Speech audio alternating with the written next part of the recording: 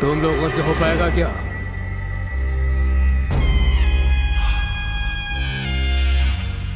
कहां से लेकर आओगी? हमें इन 13 दिनों तक बहुत ही चौकन्ना रहना होगा और बड़ी होशियारी के साथ ये काम करना होगा। अगर जरा भी चूक हुई तो खत्म। अब बताओ।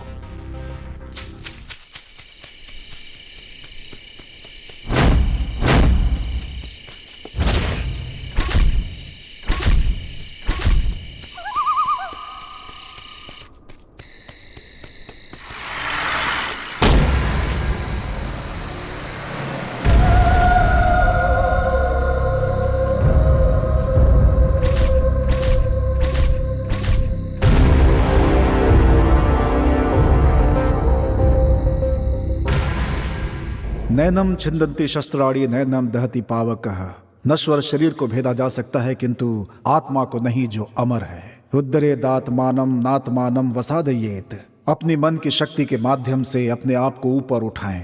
अब से कई वर्षों पहले चरक सुश्रुत वाग्भट, जो आयुर्वेद के महर्षि माने जाते हैं, प्राणियों के जन्म मरण के विषय में चर्चा करते समय एक शिष्य ने उनसे प्रश्न पूछा कि जीवन और मृत्यु, इन दोनों के बीच क्या अंतर है।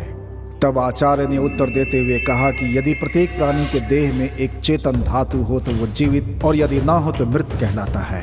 फिर वो शिष्य पूछता है कि ये चेतन धातु क्या है, तो आचार्य बताते हैं कि वो परमात्मा का एक हिस्सा है जो किसी को नजर नहीं आता, और उसी को हम आत्मा कहते हैं। आत्मा शरीर के हृदय वाले भाग में होती है, ऐसा सुश्रुत आचार्य का मानना है। भगवत गीता में श्री कृष्ण कहते हैं, वासांसी जीर्णानि यथा विहाय नवानि गृह्णाति नरो पराणि तथा शरीरानि विहाय जीर्णानि अन्यानि संयाति नवानि देहि। जिस प्रकार मनुष्य पुराने वस्त्रों का त्याग कर नए वस्त्र धारण करता है, उसी प्रकार आत्मा भी वृद्ध शरीर को त्याग कर नया शरीर धारण करती है। जब आत्मा की मनोकामना पूर्ण होती है तो वो अपने मूल स्थान परमात्मा से मिल जाती है, अर्थात मोक्ष की प्राप्ति होती है। और यदि उनकी मनोकामना पूर्ण नहीं हुई तो वो मृत्यु की अग्नि में जलती रहती है। गरुड़ पुराण के अनुसार आत्मा की संख्या 13 मानी गई है। जैसे कि 13 मिनट आत्मा को शरीर से बाहर आने के लिए 13 मिनट का समय लगता है, 13 घंटे आत्मा अपने शरीर को खोने के कारण 13 घंटे तक तड़पती है। 13 दिन आत्मा अपनी अंतिम इच्छा पूरी करने के लिए अपने सगे संबंधियों के इर्द गिर्द घूमती है। 13 महीने इस समय में आत्मा के पुनर्जन्म की प्रक्रिया शुरू हो जाती है और 13 साल आत्मा प्रेत आत्मा बनकर सजा भुगतती है। पुराण के अनुसार आत्मा के लिए शुरू के 13 दिन अत्यंत कठिन होते हैं। और साथ में गरुड़ पुराण में ये बात भी लिखी है कि देह से निकलते ही आत्मा देह की बाईं ओर आकर बैठती है और 13 घंटों तक अपने देह के साथ ही रहती है। अपने संबंधियों को रोने से मना करती है, किंतु उसकी आवाज किसी के कानों में नहीं पहुंचती। देह पर जब कोई आकर हार चढ़ाता है तो आत्मा, जिस देह ने मुझे आश्रय दिया था, तूने उस पर हार चढ़ाकर उसका सम्मान किया है, बोलकर उस इंसान से गले मिलती है। ये पता चलने पर कि उसे उसका स्पर्श अनुभव नहीं हो रहा है, आत्मा दुखी होकर देह की बाईं ओर आकर बैठ जाती है। इसीलिए सभी धर्मों में पार्थिव शरीर के बाईं ओर ही उनके सगे संबंधियों को बिठाया जाता है। देह को घर से ले जाते समय उस दुखी आत्मा के कारण घर वालों पर कोई संकट ना आए, घर में दीप जलाया जाता है, क्योंकि अव्याप्त आत्माओं को रोकने की शक्ति केवल अग्निदेव में होती है। पुराणों के अनुसार वो आत्मा अपनी अंतिम इच्छा बताने के लिए 13 दिनों तक अपने सगे संबंधियों के इर्द गिर्द घूमती रहती है। ऐसी ही एक आत्मा के 13 दिनों के सफर की ये एक कहानी है।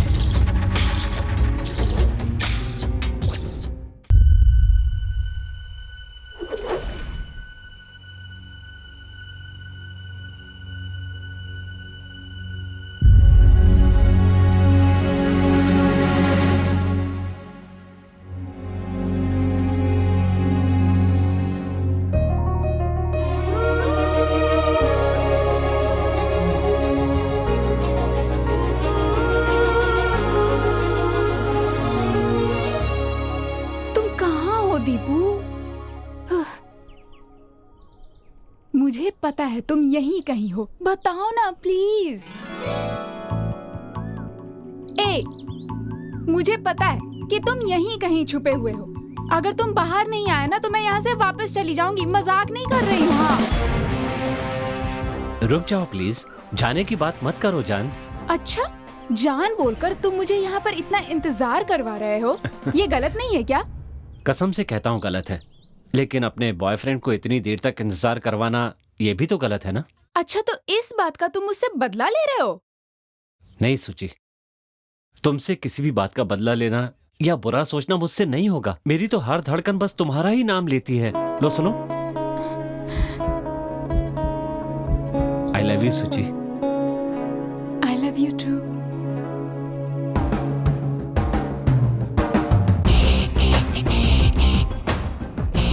नमस्कार। मेरे पिताजी एक बात कहते थे, तुम चाहे कितने भी बड़े हो जाओ पर अपनी पोस्ट कभी नहीं भूलना, हमेशा लोगों की भलाई के बारे में सोचना। टूरिज्म मिनिस्टर होने के नाते मेरा भी यही सपना है कि मैं इस राज्य का डेवलपमेंट अच्छी तरह से कर सकूं। दैट विल स्टार्ट फ्रॉम मेरे अपने गांव बीदर से। कोई भी प्रॉब्लम आए या कोई आइडिया आए, आप मुझे इमीडिएटली कांटेक्ट करेंगे। And be a good officer mister Ram.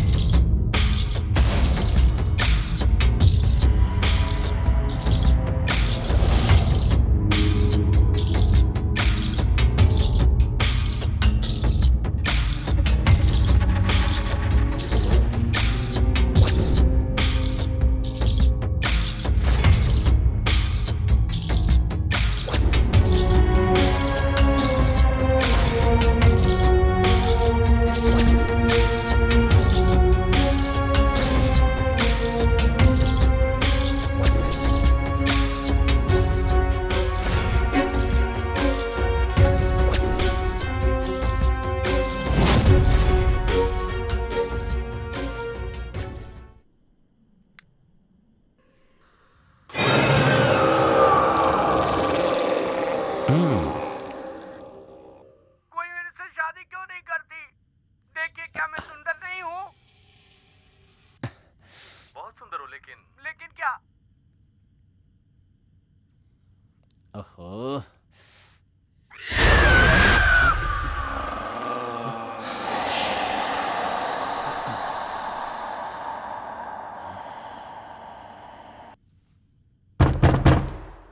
कौन है?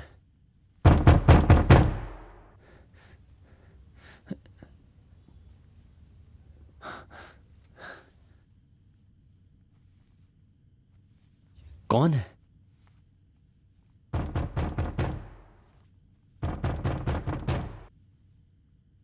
कौन होगा?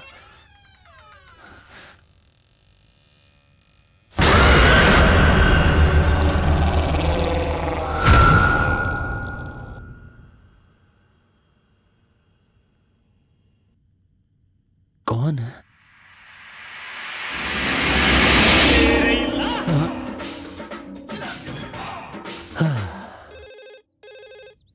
Hello. This is Jai Bhavani Tours and Travels. या, Shashi from AV Developer speaking. Tell me sir. Our delegate Mr. Ramanujam will arrive to Bidar today morning okay sir. from Hyderabad at 10:30 Okay. by Mumbai Express. So could you please arrange a vehicle for him? Okay, sure sir. Can you please send his details sir? Okay, I'll share the details through email and please ensure to do the needful. Okay sir, I will make it with pleasure. Thank you so much for choosing Jai Bhavani tours and travels. Thank you. Thank you sir.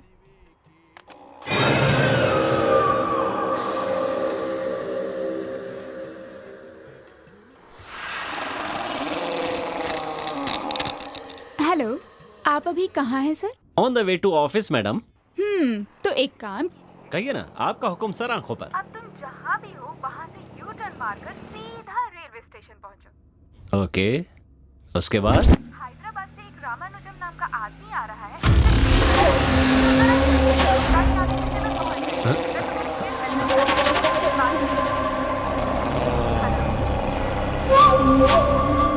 Hello, मेरी आवाज आ रही है? Okay.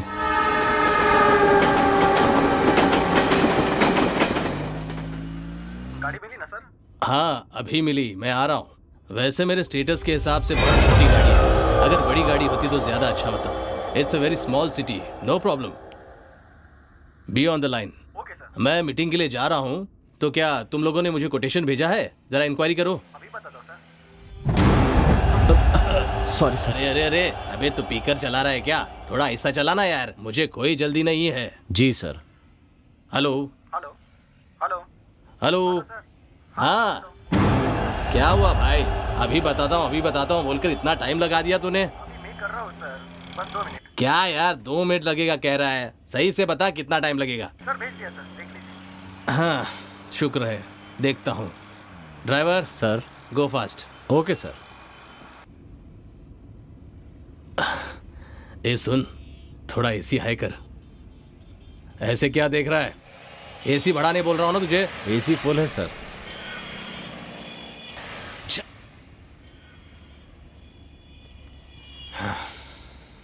यहाँ road भी बेकार है और car भी बेकार है, नेटवर्क भी नहीं है। वहाँ देखो कितनी गंदगी है। छे, पता नहीं कैसे जीते हैं यहाँ। हैं? कार की कांच धोते हो या नहीं? हैं? तू पिया है क्या? मैनर्स नहीं सिखाई है क्या? मैं इज्जत से ही पेश आ रहा हूँ सर। तू तो बहुत ही घमंडी है। सर, घमंड हम सिर्फ घमंडियों को दिखाते हैं और उनको अच्छे से नहा धोकर पूरी तरह से धो डालते हैं सर। सर, हम अतिथि सत्कार में एकदम टॉप पर हैं सर। हम मेहमान की खातिरदारी में कोई कसर नहीं छोड़ते सर। ये सब रहने दो, गाड़ी तो कंडीशन में है ना?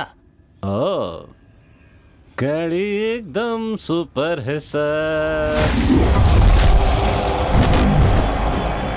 सर, 1 साल हो चुका है, इस गाड़ी ने कभी धोखा नहीं दिया।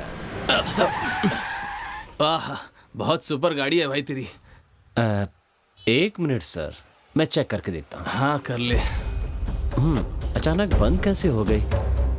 सब कुछ तो ठीक है।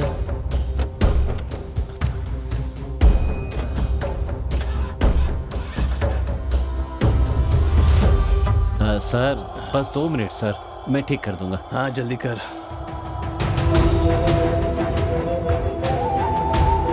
ज्यादा टाइम नहीं है। सब कुछ ठीक लग रहा है, फिर चल क्यों नहीं रही है? सर आप बाहर क्यों आ गए सर? बहुत धूप है सर, अंदर बैठिए, मैं 2 मिनट में ठीक कर दूंगा। बस 2 minute sir. Sir please. 2 minute बोलकर 2 घंटे लगा दिए तुमने बनाने में। Sir please sir. वक्त की कीमत जानता है तू? Sir please sir. एक कस्टमर को बिठाने से पहले गाड़ी कैसी है, ठीक है या नहीं, ये पहले चेक करने के बाद फिर लेकर आना चाहिए था। इतनी अकल नहीं है तुझे? इडियट। रुक, तेरे सेठ को फोन लगाता हूं मैं। सर मेरा काम चला जाएगा sir. Sir please. Imported suit गंदा कर दिया तूने, इडियट।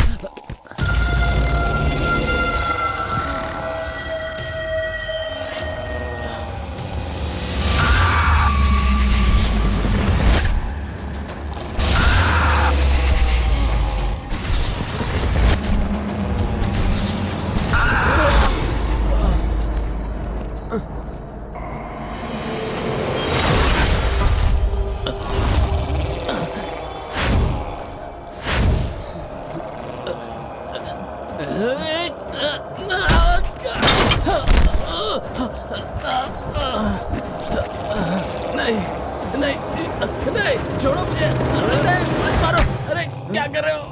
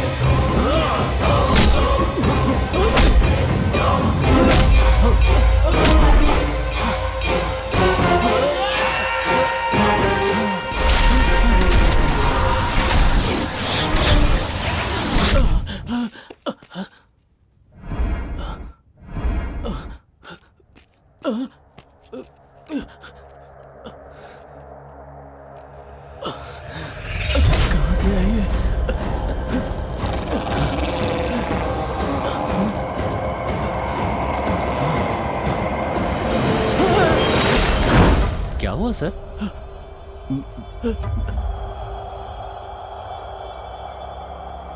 क्या बात है? आपको किसने हाथ मारा? मत लगा। बोलिए ना सर। कितना मारा तुमने मुझे? सर मैंने मारा? हाथ मत लगा। खुद मारा और पूछ रहा आप किसने मारा? सर हाथ मत लगा बोला ना। सर चलिए हाथ सर। मत लगा। जा सर रुकिए तो। बाप रे। ओहो, आखिर हुआ क्या? कुछ समझ में नहीं आ रहा है। हाँ। तुम यहाँ काम करने आए हो या गुंडागर्दी करने आए हो? हाँ, कस्टमर हमारे लिए भगवान है। Customer is God for the businessman. और तुमने उन्हें मारा? उन्होंने ऐसा क्या किया जो तुमने उन्हें मारा? सर मैंने ऐसा कुछ नहीं किया सर। कुछ नहीं किया मतलब क्या?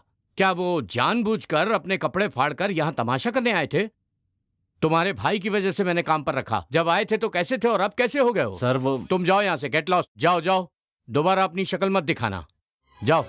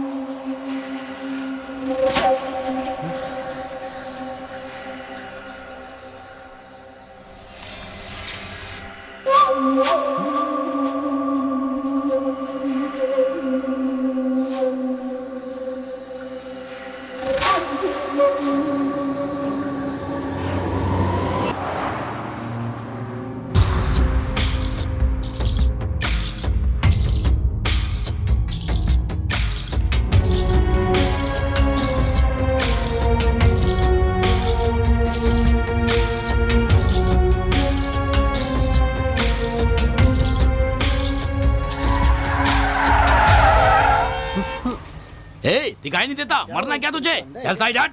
चल मरने के लिए हमारा ही ट्रक मिला था क्या तुझे? हाँ? अरे सुनाई नहीं दे रहा? ओ भाई चल हट। भाई मैं तो गाड़ी चला दूंगा तुझ पे। अरे क्या सोच रहा है? चल। कहाँ से चले आते? जा जा।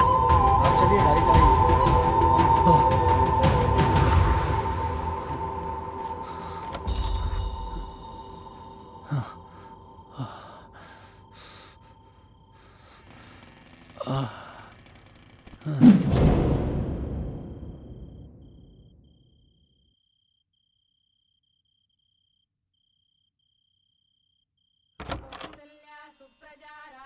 मैं जा रही हूँ माँ। सूची, नाश्ता तो करके जाओ बेटा। अरे नहीं माँ, वो अभी तैयार भी नहीं हुआ होगा, आलसियों की तरह सोया पड़ा होगा, और आज तो ऑफिस जल्दी भी पहुँचना है। चलती हूँ माँ। ठीक है, संभल कर जाओ। तुम भी ख्याल रखना। बाय। दीपू,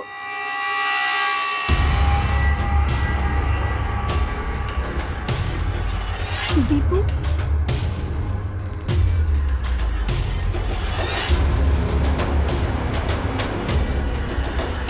अरे क्या हुआ दीपू?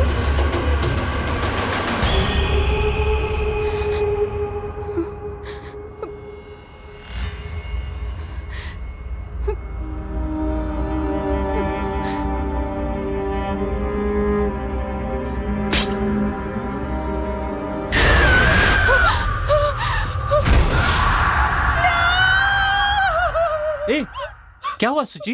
चिल्ला क्यों रही हो? वो यहाँ पे ओह, कॉकरोच देख लिया?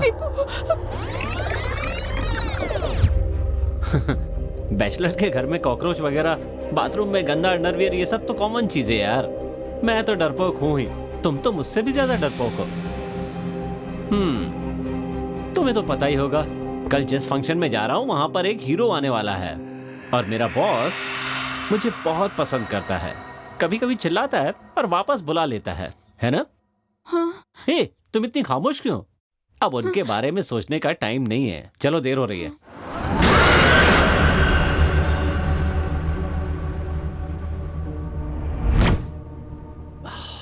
आप ग्रेट हैं बॉस, दिन में भी देखने से सबकी हवा निकल जाए ऐसी फिल्म बनाई है। रियली आप एक रियल स्टार हैं बॉस। बोलकर साइलेंट मोड में भी क्या एंट्री दी आपने boss, really super boss. Vibration mode पे कहिए मैडम। हेलो दीपू, कहाँ हो तुम? तुम परेशान क्यों हो सुची? मुझे तुमसे अर्जेंटली मिलना है। इतनी सी बात है? 2 मिनट्स, मैं अभी मंदिर के पास पहुंचता हूं, ठीक है?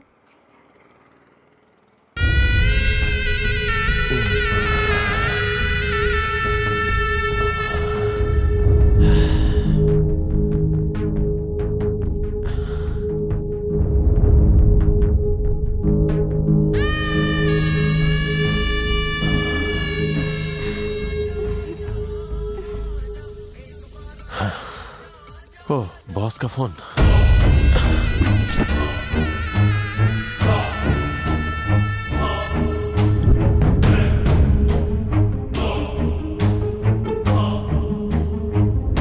ठीक है बॉस। कौन था? अरे तुम्हें इससे क्या मतलब है?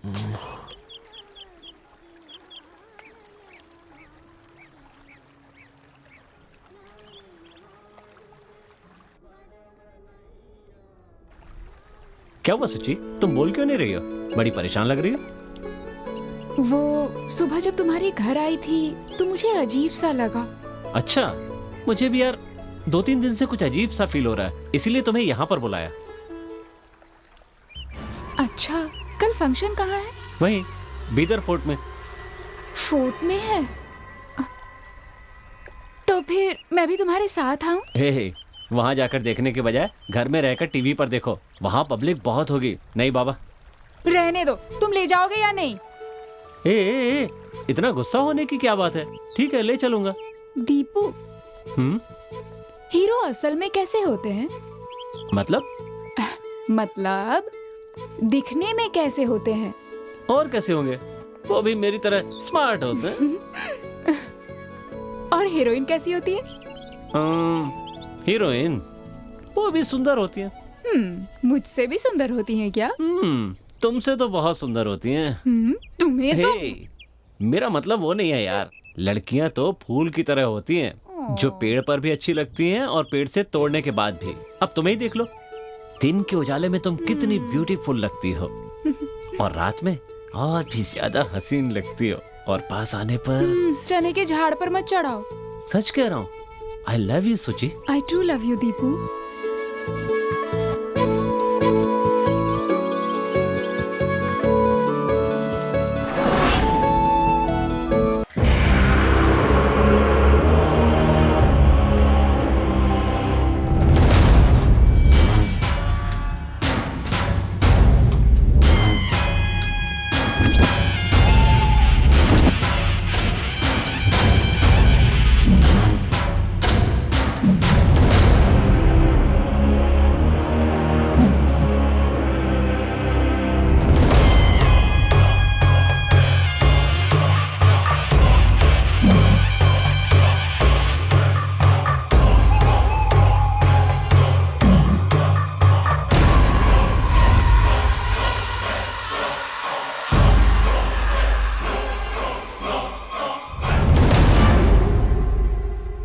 सुची, तुम्हारे लिए खाना लेकर आऊं क्या? मैं फंक्शन में खा कर आई हूँ, तुमने खाया? हाँ मैंने खा लिया, लेकिन तुम ऐसे ही मत सोना, एक गिलास दूध पी लेना। ठीक।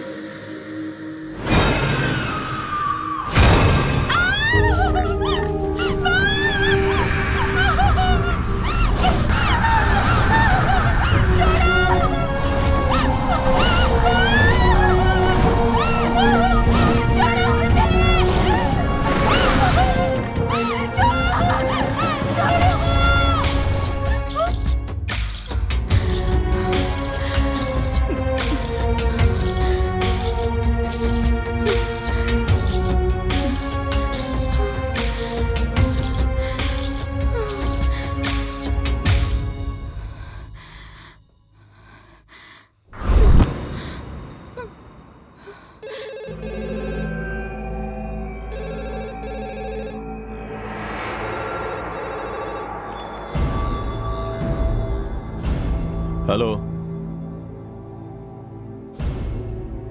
ये कब हुआ?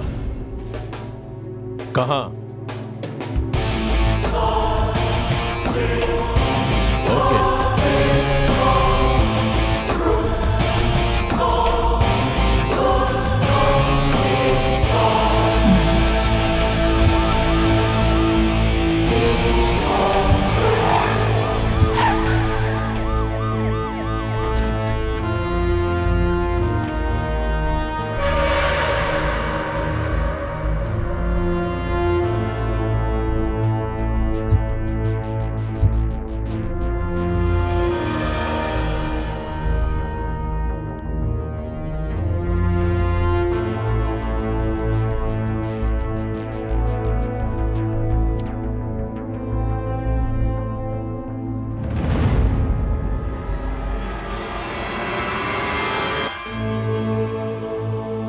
इसने आत्महत्या क्यों की? जिसने मुझे फोन किया था उसे बुलाया क्या? हाँ सर, वो आ गया है। बुलाओ उसे। पवन सर, वो आ गया। नमस्ते सर। बॉडी को पोस्टमार्टम के लिए भेज दो। जी सर। और रिपोर्ट लेके थाने आ जाना। ठीक है सर। और इसका फोन नंबर भी ले लो। Okay sir. इंक्वायरी के लिए इसे बुला लेना। ठीक है सर। आज सुबह रामेश्वरम नाम की एक कॉलोनी में एक व्यक्ति ने खुद को फांसी लगाकर अपनी जान दे दी और बताया जा रहा है कि ये हत्या भी हो सकती है। इस मामले को लेकर पुलिस इंक्वायरी भी शुरू हो गई है और इस जगह की तलाशी भी हो चुकी है। एक पड़ोसी से पूछने पर पता चला है कि वो मरने वाले व्यक्ति का नाम उदय है और वो तरकारी बेचता था। कैमरामैन सुरेश के साथ कार्तिक। खुदा हाफिज पंडित। तुमने खबर सुनी क्या रफीक? हाँ, खबर सुनी मैंने। उसके लिए इतना टेंशन काहे को ले रहे हो तुम? पहले अपना काम निपटाओ। लेकिन रफीक, कल मैंने आगे की बात आगे सोचेंगे। फोन रखता हूँ। खुदा हाफिज। रफीक, रफीक। उसने आत्महत्या क्यों की? सुबह जब मैं ऑफिस जा रही थी ना, तो तुम्हारे घर के पास बहुत भीड़ थी। क्या हुआ था? मेरे घर के पास जो उदय रहता था ना, हाँ। उसने खुद को फांसी लगा के आत्महत्या कर ली। पुलिस वहाँ इंक्वायरी के लिए आई हुई थी, इसीलिए भीड़ जमा हो गई। ओह अच्छा, ऐसा क्या हुआ कि उसने आत्महत्या कर ली? ये तो मुझे भी नहीं पता, लेकिन जब भी मिलता था हाय हेलो करता था। अच्छा, ठीक ही लगता था। मुझे भी समझ में नहीं आ रहा है कि उसने ऐसा क्यों किया होगा। खैर छोड़ो, सबकी अपनी अपनी प्रॉब्लम होती है ना? सुची कहाँ चली गई? सुची, सुची, सुची, सुची,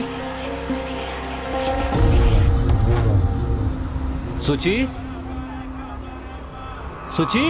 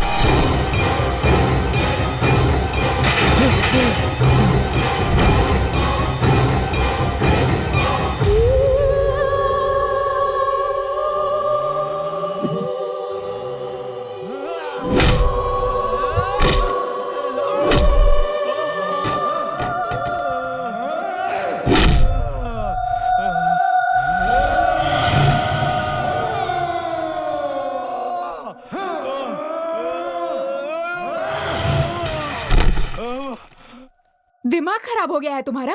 तुम्हें पता भी है तुमने किससे पंगा लिया और किसको मारा है? क्या हुआ है सूची? वो कितना खतरनाक है तुम्हें पता भी है? अगर वो चाहे ना तो वो हमें यूं चुटकियों में खत्म कर सकता है, समझे? ऐसे आदमी को उसी के एरिया में जाकर मारा। हे भगवान, मैंने रिक्वेस्ट की इसीलिए उन्होंने छोड़ भी दिया, नहीं तो तुम तो गए थे। अच्छा, तुम तो झगड़े का नाम सुनकर ही भाग जाते थे, फिर अचानक तुम्हें क्या हो गया? ऐसा क्यों किया तुमने? अरे मैंने कुछ नहीं किया सूची, मेरी समझ में नहीं आ रहा तुम कह क्या रही हो। इतना सब कुछ करके तुम कह रहे हो तुमने कुछ नहीं किया? अरे अगर तुम्हें कुछ हो जाता तो? पर क्या हुआ है बताओ तो। तुम नहीं समझोगी, छोड़ो ना माँ। अच्छा, मैं तो छोटी बच्ची हूँ ना? ये यहाँ पुतले की तरह बैठा हुआ है और तुम हो कि पागलों की तरह बड़बड़ बड़बड़ करती जा रही हो। यस करेक्ट, मैं पागल हो गई हूँ। तुम सही कह रही हो माँ, अब समझ गई। इसे कहाँ लेकर जाना चाहिए? चलो मेरे साथ। सूची, बीइंग अ साइकेट्रिस्ट, इनका टेस्ट करने के बाद मुझे इनमें कोई प्रॉब्लम नजर नहीं आ रही है। इनका mind balance, IQ, thinking capacity, everything is normal. आपके कहने के अनुसार स्प्लिट पर्सनालिटी के कोई सिम्टम इनमें नजर नहीं आ रहे हैं। लेकिन डॉक्टर मैंने जो... nothing to worry, he is absolutely fine. You may गो।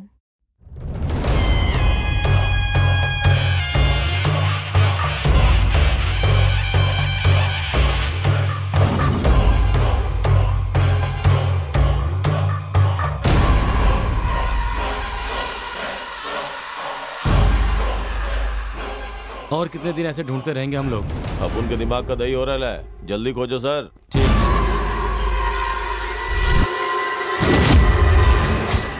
इसे देखकर तो लग ही रहा है यहाँ का डॉक्टर क्या, कोई विदेशी डॉक्टर भी इसके बारे में यही कहेंगे। मतलब डॉक्टर को दिखाने से कुछ नहीं होने वाला है। इसे कहाँ लेकर जाना चाहिए और इसके साथ क्या करना चाहिए ये मुझे पता है। आपने जो बताया वो इसके साथ सिर्फ आज ही नहीं हुआ है, 6 दिनों से हो रहा है। 6 दिनों से हम लोग सिर्फ किले के चक्कर लगा रहे हैं पंडित। अब सिर्फ 7 दिन बचे हैं, पता नहीं क्या होगा। तुम जरा शांत रहोगे क्या? बाबा, ये किस लिए? वो इसलिए क्योंकि पिछले 6 दिनों से एक बहुत ही ताकतवर रूह इसके पीछे पड़ी हुई है और वही इसे सता रही है। उस रूह से कोई तकलीफ तो नहीं होगी? उसे क्या तकलीफ हो सकती है? वो इसके पीछे क्यों पड़ी हुई है, वो इसके साथ ऐसा क्यों कर रही है, ये जानना आसान नहीं है। मिला? नहीं मिला। यहाँ जाऊं?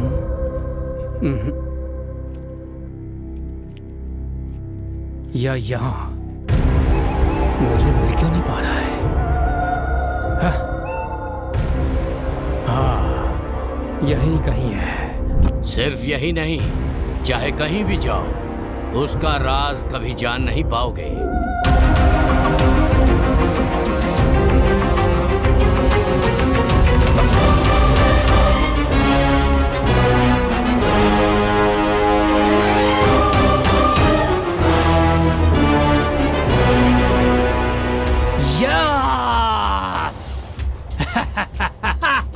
यस यस, यही वो जगह है जिसे हम इतने दिनों से तलाश कर रहे थे। Finally we got it. 6 दिनों से हम लोग जिस जगह को ढूंढ रहे थे, आज वो मिल ही गई। इंशाल्लाह। पंडित जी, आपने कर दिखाया।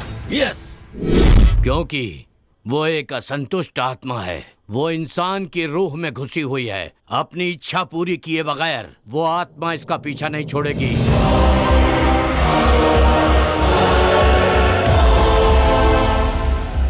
13 दिनों तक वो इसके साथ रहेगी।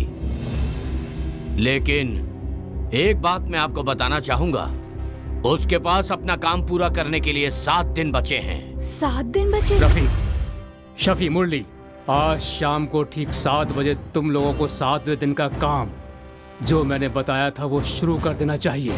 ठीक है सर। हो जाएगा पंडित। हाँ, ये जो 7 दिन है इसके लिए खतरे से खाली नहीं है। 8वें दिन से हम लोग अपने सारे के सारे सपने पूरे कर सकते हैं, जो चाहे कर सकते हैं। बट हमें ये 7 दिन बहुत ही चौकन्ना रहना होगा। लेकिन आपको आगे 7 दिनों तक इसका बहुत ख्याल रखना पड़ेगा।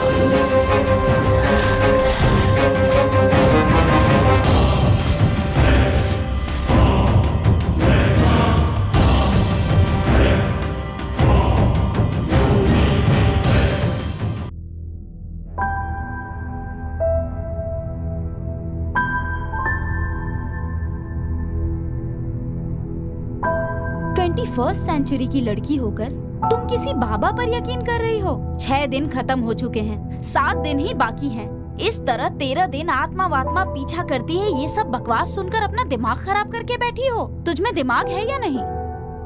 मार्केट में जो मैंने अपनी आंखों से देखा, अगर वो नहीं देखती तो मैं इतना परेशान नहीं होती। और उस दिन उस हैदराबाद की क्लाइंट ने इसके बारे में कंप्लेन भी की, पर मैंने नहीं माना। इनफैक्ट बॉस को भी मैंने कन्विंस कर लिया, लेकिन पता नहीं क्यों मुझे कल से उसके बारे में बहुत डर लग रहा है। देख सूची, it may be a psychic vibration. उसके लिए इतना अपसेट मत हो। हमने साइकियाट्रिस्ट से भी कंसल्ट किया, उसने कहा सब कुछ नॉर्मल है। अगर कोई किसी लड़की को छेड़े तो ये स्वाभाविक है कि उसका बॉयफ्रेंड अपनी आंखों के सामने ये सब कुछ सहन नहीं करेगा। और ऐसे में अगर जिन लोगों ने तुम्हें छेड़ा उसको उसने बुरी तरीके से मारा, तो इसमें उसने गलत क्या किया? तुम एजुकेटेड होकर भी ये सब सोच रही हो। अगर भगवान जैसी पॉजिटिव एनर्जी हो सकती है तो शैतान जैसी नेगेटिव एनर्जी नहीं हो सकती? मुझे बहुत डर लग रहा है ज्योति, कहीं मैं उसे खो ना दूं। रिलैक्स सूची, अगर तुम्हें ऐसा लगता है कि कोई रूह वगैरह जैसी कोई प्रॉब्लम है तो इसका कोई सॉल्यूशन तो होगा ही। दीपू के साथ थोड़े दिन के लिए कहीं घूमने चली जाओ। एनवायरनमेंट के चेंज होते ही तेरा डिप्रेशन मूड भी थोड़ा चेंज हो जाएगा। और अगर बाहर जाने के बाद भी कुछ नहीं हुआ तो? बात तो सही है। तू एक काम कर, यहाँ वहाँ घूमने के बजाय मेरे अंकल का आयुर्वेदिक सेंटर है, अगर वहाँ गई तो उसका ट्रीटमेंट भी हो जाएगा और तेरा मूड भी चेंज हो जाएगा। अगर तू अभी हाँ कहेगी तो मैं फोन करके अरेंजमेंट करवा देती हूँ। ठीक है। कम ऑन सूची, सब ठीक हो जाएगा। चल अब।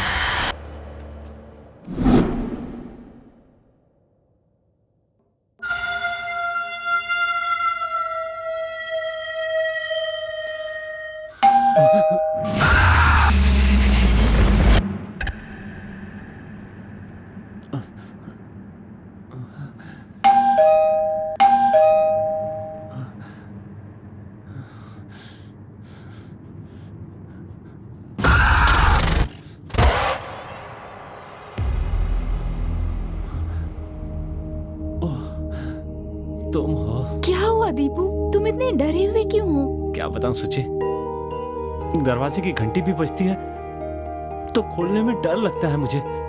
अजीब सी आवाजें मुझे बार बार सुनाई देती हैं। अगर यही चलता रहा तो सच कहता हूँ मैं पागल हो जाऊंगा। प्लीज प्लीज मुझे बचा लो सुची। अरे बुद्धू, जब तक मैं जिंदा हूँ तुम्हें कुछ नहीं होने दूंगी। Don't worry, I am with you. I love you Suchi, I love you. I love you to.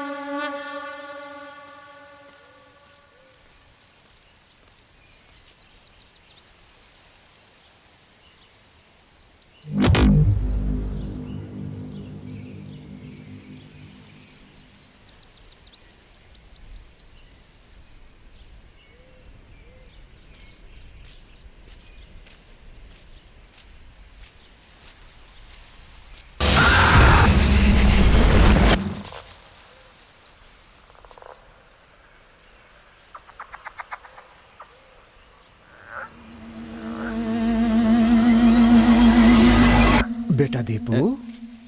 नमस्ते गुरुजी। नमस्ते बेटा दीपू। तुम्हें रात को कोई डरावना भयानक सपना आता है क्या? और फिर उस सपने में तुम्हें कोई बुला रहा है, ऐसा महसूस होता है क्या? ऐसे सपने तो नहीं आते सर, लेकिन क्या हकीकत में ये चीजें मेरे साथ हो रही हैं सर। अच्छा। यही कुछ 8-10 महीने से पता नहीं क्यों मेरे घर जाते ही कोई मेरे आगे पीछे आसपास घूम रहा है, मुझे अपने पास बुला रहा है, ऐसा लगता है। ठीक है, ये बात तुमने अपने माँ बाप को बताई? कहने के लिए कोई मेरा अपना है ही नहीं सर, मैं अनाथ हूँ। ओ माफ करना मुझे। माँ बाप तो नहीं है, लेकिन मेरा एक बहुत अच्छा फ्रेंड है जिसने मुझे हमेशा एक भाई की तरह संभाला है। उसे बता सकता था पर वो 10 दिन पहले चेन्नई गया हुआ है। ठीक है, बढ़िया।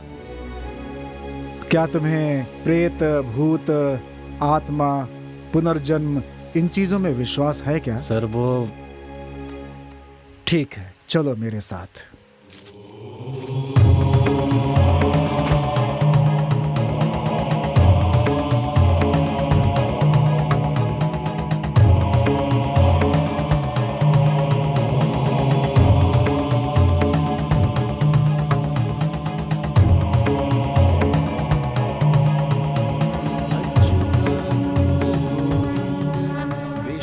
श्लोक सुनाई दे रहा है तुम्हें? हाँ सुनाई दे रहा है। इसे यदि संभव हो तो धीरे धीरे धीरे दोहराते जाओ। ठीक है सर। और फिर कल क्या हुआ था, परसों क्या हुआ था, उसके पहले क्या हुआ था, ये सब धीरे धीरे याद करते जाओ। याद करो बेटा, याद करो।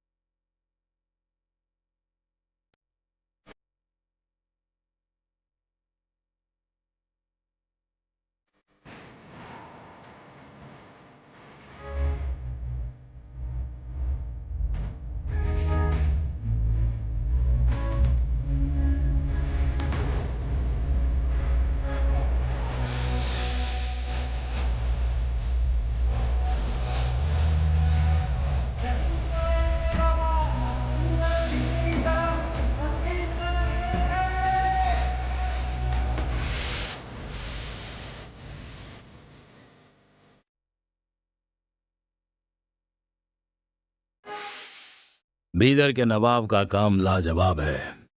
बस आपकी दुआ है भाईजान। गुलबर्गा के कवाजे बंदे नवाज से लेकर बीजापुर तक हमारा ही हुक्म चलता है, लेकिन यहाँ भी राज करना चाहते हैं।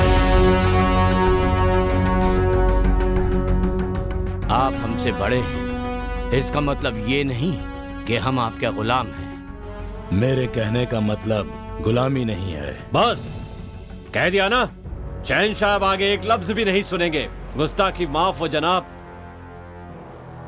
बीदर शहंशाह की आन है, शान है। अगर यहाँ किसी ने कदम भी रखा ना तो उसे चीर के रख देंगे, क्योंकि यह किला शहंशाह की जान है। और इस तरह से हैदराबाद प्रांत के नवाब और बीदर प्रांत के नवाब दोनों रिश्ते में सगे भाई होने के बावजूद अधिकार के लोभ ने उनके बीच एक बहुत बड़ी दीवार खड़ी कर दी।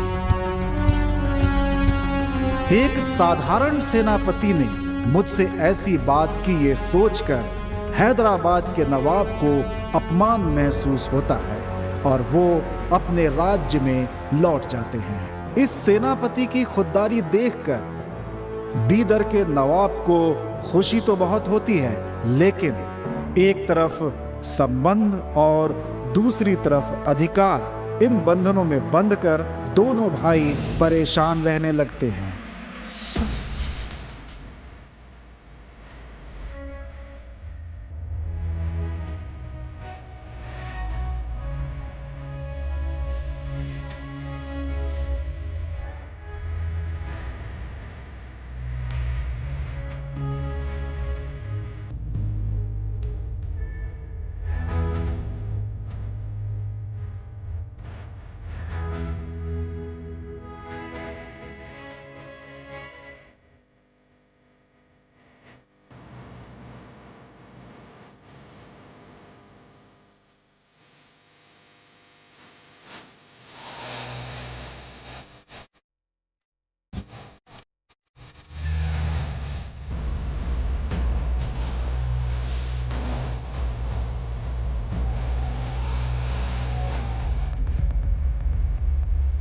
अब तुझसे गुलामी नहीं, बल्कि तुझे मारकर सुल्तान बनकर दिखाऊंगा। और वहां हैदराबाद के नवाब अपने अपमान का बदला लेने की कोशिश में लगा रहता है और साथ ही साथ बीदर पर कब्जा करने का मंसूबा बनाता रहता है। और इधर बीदर के नवाब औरंगाबाद के सफर के दौरान एक सुंदर सी कन्या को देखकर मोहित हो जाते हैं। उसकी 7 पत्नियां होने के बावजूद मैं इस लड़की से शादी करूंगा, ऐसा संदेश उसके माँ बाप को भिजवाते हैं। ये हसीना हमारी अगली बेगम है। राजा के आदेश का उल्लंघन करने की हिम्मत लड़की के माँ बाप में नहीं थी, इसलिए वह ना चाहते हुए भी अपनी सुंदर कन्या का विवाह राजा के साथ कर देते हैं, क्योंकि ये उनके लिए एक गर्व की भी बात थी। वो कन्या नवाब के साथ बीदर के लिए निकल पड़ती है और बीदर की प्रजा बड़े धूमधाम से इन दोनों का स्वागत करती है।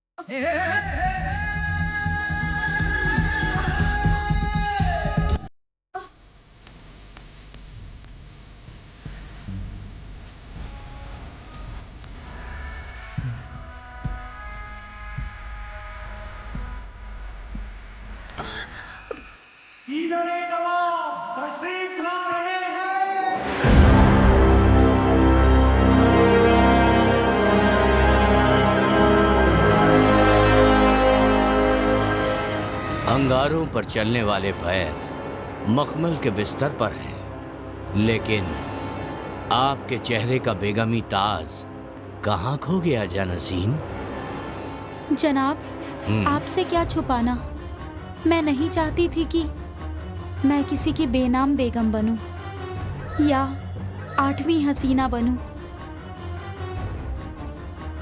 मैं तो अपने दिल में पनाह देने वाले एक दिलदार को चाहती थी। बस माफ कीजिए जनाब।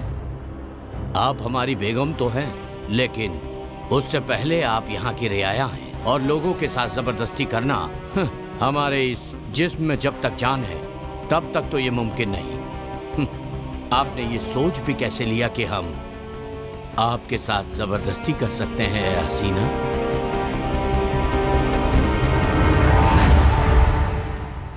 एक बात सुन लीजिए, आपके दिल में अपनी जगह बनाने के बाद ही मिलेंगे।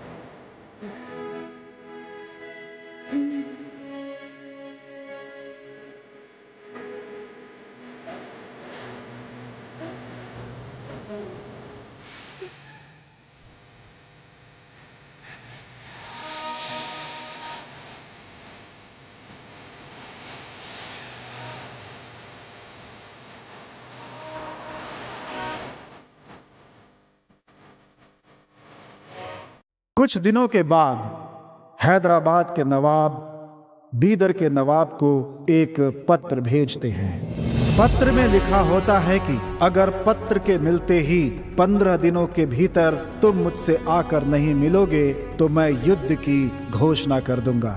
भाईजान होने के नाते हमारे हाथ बंधे हुए हैं, वरना ऐलान जंग के लिए हम भी तैयार हैं।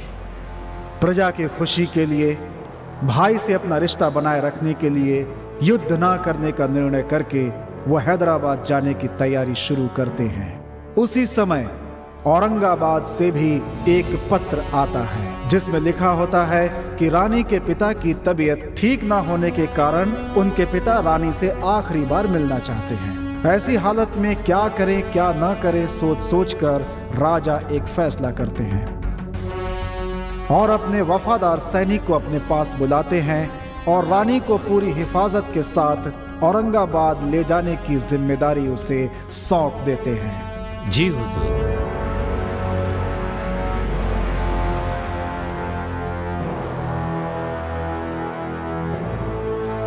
या खुदा, ये किस इम्तिहान में फंसा दिया है तूने। शहंशाह से ये बात मैं कैसे बयां करूं कि उनकी रानी मुझे चाहती है। अपने शहंशाह के भरोसे की कीमत मैं कैसे चुकाऊं, और शहंशाह के हुक्म को मैं मना भी नहीं कर सकता। हाँ, यही ठीक होगा। फिर सेनापति अपने एक करीबी मित्र को बुलाता है और उसे एक छोटा सा बक्सा और एक पत्र लिख कर देता है और कहता है कि अगर मैं किसी कारणवश वापस नहीं लौटा तो ये चीजें अपने नवाब को दे देना। और इसके बाद वो रानी को लेकर सफर पर निकल पड़ता है और फिर रास्ते में। मैं आज तक तेरे जनाब के साथ बिस्तर पर हुई नहीं। मुझे पता है। तू मुझे कबूल कर ले। जहां पनाह से गद्दारी जब तक इस जिस्म में जान है तब तक मुमकिन नहीं है। मेरा ये वादा है कि हमारा ये नाता शहंशाह को पता नहीं चलेगा। वो मेरे खुदा हैं और मेरे खुदा के साथ ना मैं गद्दारी करूंगा और ना किसी को करने दूंगा। मैं भी देख लूंगी मुझसे बेवफाई करके शहंशाह से कैसे वफादार रहेगा। हाँ। रानी सेनापति को उससे प्यार करने के लिए जबरदस्ती उकसाती है। चूंकि वफादार सेनापति मना कर देता है, इसलिए रानी उसके ऊपर आरोप लगाती है कि सेनापति ने उसके साथ बलात्कार करने की कोशिश की। ये खबर सुनते ही नवाब सेनापति से कुछ पूछे बिना ही सब कुछ सच मानकर उसे द्रोही करार देता है और उसे फांसी पर चढ़ा देता है। और जैसे ही ये बात सेनापति के मित्र को पता चलती है, वो बक्सा जो सेनापति ने उसे दी थी नवाब को सौंप देता है।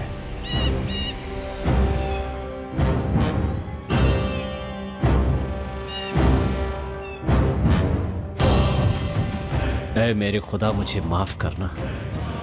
अगर आप एक इशारा करते कि 100 लोगों से लड़कर आ तो मैं खुशी खुशी चला जाता। अपनी जान की बाजी लगाकर मैं दुश्मनों को मार गिराता या उनके हाथों आपकी खातिर अपनी जान दे देता। मगर आपने एक बहुत मुश्किल काम सौंपा, आपकी बेगम को मेरे साथ भेज दिया। अफसोस की बात यह है कि आपकी बेगम आपको नहीं बल्कि मुझे चाहती है। औरंगाबाद के इस 3 दिन के सफर में अगर जवानी के जोश में मैं बहक गया, आपसे गद्दारी करने का बोझ मैं सह नहीं पाऊंगा। इसलिए मैं अपनी मर्दानगी को खत्म कर रहा हूं।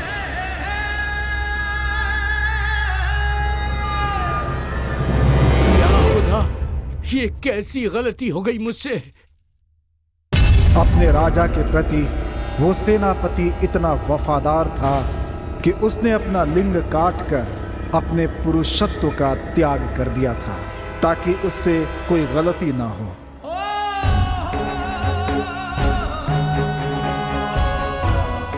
नवाब को जब इस सच्चाई का पता चलता है तो नवाब क्रोध में आकर रानी को भी फांसी पर चढ़ा देते हैं। लेकिन रानी की मौत से भी नवाब को तसल्ली नहीं मिलती।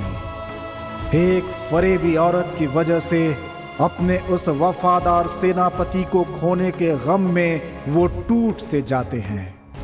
अगर पुनर्जन्म जैसी कोई चीज है तो उस जन्म में मैं अपनी जान की बाजी लगाकर तुम्हारी रक्षा करूंगा, ऐसी दुआ वो नवाब ऊपर वाले से मांगते हैं। और इन सारे फसाद की जड़ और कोई नहीं बल्कि हैदराबाद का नवाब था। औरंगाबाद से मैंने ही एक हसीन लड़की को तेरे पास भेजा। एक ही तीर से 2 शिकार किए और तुझे और तेरे सेनापति को खत्म कर दिया। तेरे ही हाथों से उसे फांसी का फंदा पहना दिया। उस दिन उसकी आवाज बीदर के किले में गूंज रही थी ना, अब मेरी हंसी की आवाज पूरा बीदर सुनेगा।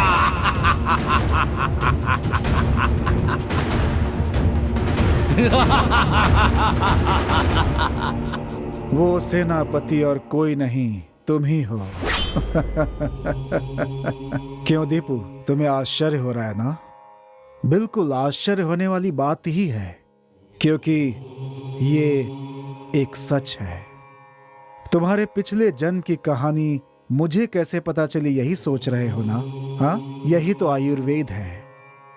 ये कोई सामान्य वस्तु नहीं है, बहुत ही पुरानी, बहुत ही पवित्र जीवन का विज्ञान है। जब मैं तुमसे पहली बार मिला तभी मैंने तुम्हारी समस्याओं के बारे में सोचना शुरू कर दिया था। फिर मुझे पता चला कि पिछले 10 दिनों से एक अत्यंत ही अज्ञात शक्ति, एक पवित्र आत्मा तुम्हारे चारों ओर मंडरा रही है। मंत्रों के उच्चारण से उस आत्मा से मैं संपर्क करने की कोशिश करता रहा।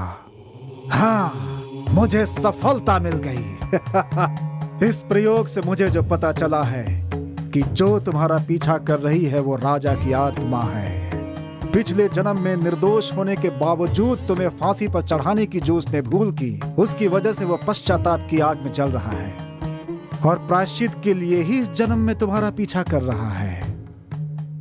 इतने दिनों से वो आत्मा तुम्हारी रक्षा कर रही है, इसीलिए पिछले 10 दिनों से तुम्हारे साथ ऐसा हो रहा है। वो आत्मा तुम्हें डराने के लिए नहीं और ना ही तुम्हें परेशान करने के लिए तुम्हारा पीछा कर रही है, बल्कि तुम्हें बचाना चाहती है। उसे सिर्फ 13 दिनों का ही समय मिला है, जिसमें से 10 दिन बीत चुके हैं। अब उसके पास सिर्फ 3 दिन ही बचे हुए हैं। तुम्हारे ऊपर जब भी किसी प्रकार का संकट आ रहा है, वो हर बार अपने तरीके से बचाने की कोशिश कर रही है। अब तुम्हें खतरा किससे है, वो तुम्हें कैसे बचा रही है, ये सब मैं नहीं जानता, लेकिन वो आत्मा तुम्हें कुछ बताना चाहती है, लेकिन तुम उससे डर रहे हो, इसीलिए वो चुप है। अगर वो प्रेत आत्मा होती तो तुम्हारे साथ कठोरता से पेश आती, या फिर तुम्हें जिन लोगों से खतरा है वो उनके ऊपर हमला करती। लेकिन ये एक पवित्र आत्मा है, लगभग परमात्मा का ही रूप। वो किसी का बुरा चाह ही नहीं सकती, वो तो हमेशा सबका भला ही चाहती है, लेकिन सबका सीधा उसके साथ संबंध बनना संभव नहीं है। साधारण व्यक्ति तो उसके बारे में सोच ही नहीं सकता, क्योंकि जानते हो, साधारण व्यक्ति की बुद्धि उसके पास तक पहुंच ही नहीं सकती सच्चे लोगों के सिवा। समझ गए? 3, 8, 8, 5, 13 पुष्या। हाँ, आज से तीसरे दिन शाम को पुष्य नक्षत्र शाम को ठीक 7 बजे अगर उससे बात करने का प्रयास करेंगे तो वो भी तुम्हारे साथ बात करने का प्रयास करेगी। ये कुल 13 मिनट का समय होता है। अगर तुम्हारे ऊपर कोई संकट मंडरा रहा है तो वो तुम्हें उसे बचाने की कोशिश करेगी। सच कह रहा हूँ, अगर अब भी तुमने उसे जवाब नहीं दिया तो तुम्हारी मदद कोई नहीं कर सकता, समझे? डरो मत, हिम्मत से काम लो, उसकी भावनाओं को समझो, वो तुम्हारी मदद करना चाहती है। चलो बहादुर बच्चे, चलो।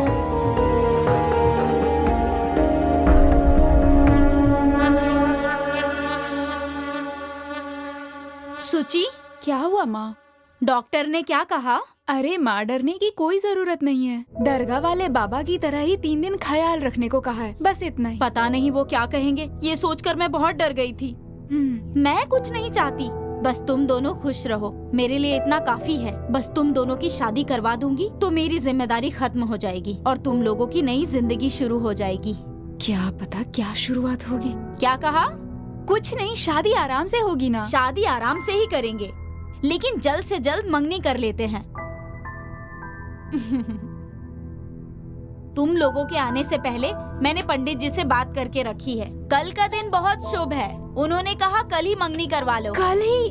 अरे इतनी भी क्या जल्दी है माँ? बेटा ये सब मैं नहीं जानती, मैं जो कह रही हूँ वो करो। हमेशा तुम्हारी ही जिद नहीं चलेगी। कल का दिन ही शुभ है ऐसा उन्होंने कहा है। उनका कहना है कल अगर मंगनी हुई तो शादी के बाद भी तुम दोनों सुखी रहोगे। ये लो। लेकिन माँ, लेकिन वेकिन कुछ नहीं सुनने वाली, कल हर हाल में मंगनी होकर रहेगी, बस। तुम्हारा क्या कहना है दीपू? हाँ।